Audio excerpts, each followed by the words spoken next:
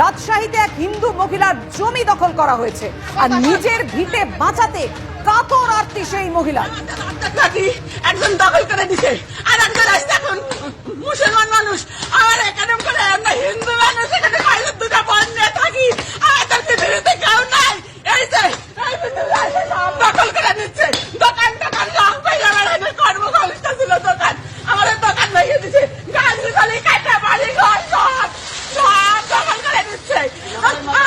আমি কি কারা কাছে আলিয়া পাবো না বিশাল পাবো না দেশবাসী দেশবাসী তোমরা হলো আমার আমার বিচার করে দাও। আমার বাড়ি ঘর সব দখল করে নিচ্ছে দেখো দেখো সবাই সব দখল করে নিচ্ছে দেখো। আমার মুসলিম কান্ট্রির জন্য আমার হিন্দুর কোনো জায়গা নাই। আমি হিন্দু তাই আমার কোনো জায়গা নাই। সব আসছে দেখো সব বড় বড় সব আসছে সব দখল করতেছে আমার বাড়ি ঘর।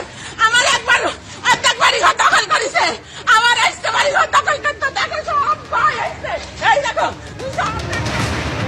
নিশ্চয়ই আপনাদের মনে থাকবে মোহাম্মদ ইউনুস বলেছিলেন আমরা সবাই একই পরিবারের সদস্য, সেই সার্বভৌমত্ব সেই ঐক্যের প্রতিফলন কি এই ছবি?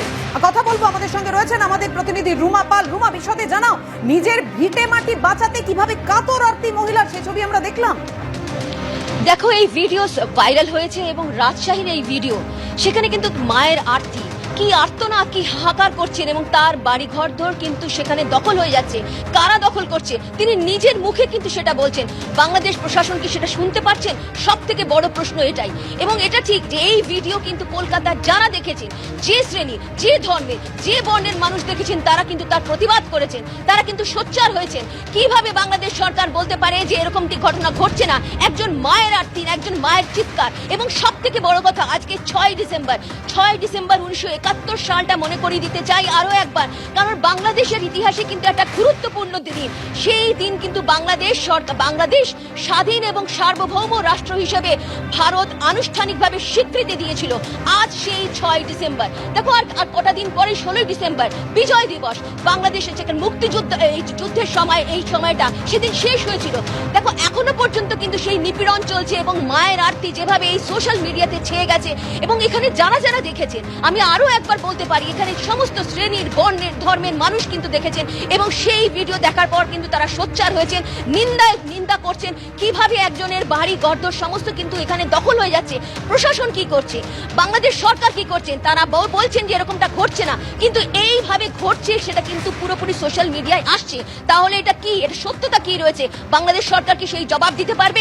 সব থেকে বড় প্রশ্ন কিন্তু কলকাতার মানুষই তুলছেন, সমস্ত শ্রেণীর ধর্মের মানুষ কিন্তু এই প্রশ্ন তুলছেন। কেন সেখানে হিন্দু নিপীড়ন হচ্ছে এমনটাও কিন্তু প্রশ্ন তুলছেন প্রত্যেকে। এমন কিন্তু কোনো কথা নেই যে এখানে কিন্তু অন্য কোনো ধর্মের রয়েছে, সমস্ত মানুষ প্রশ্ন তুলছেন এবং বারবার বলছেন যে এই মায়ের আরতি কি মানুষ শুনতে পাচ্ছে? এখানে বাংলাদেশ সরকার কি শুনতে পাচ্ছে?